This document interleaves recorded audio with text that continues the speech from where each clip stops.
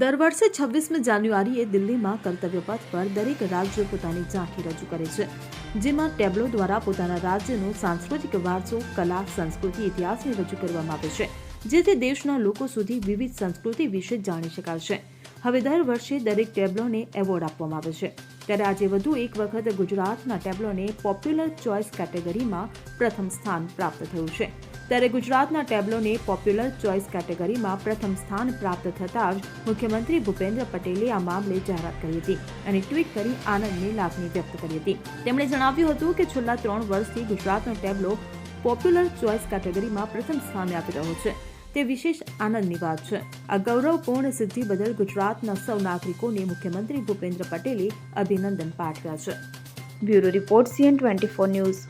હવે જુઓ દેશ દુનિયાની તમામ ખબરો તમારી આંગળીના ટેરવે.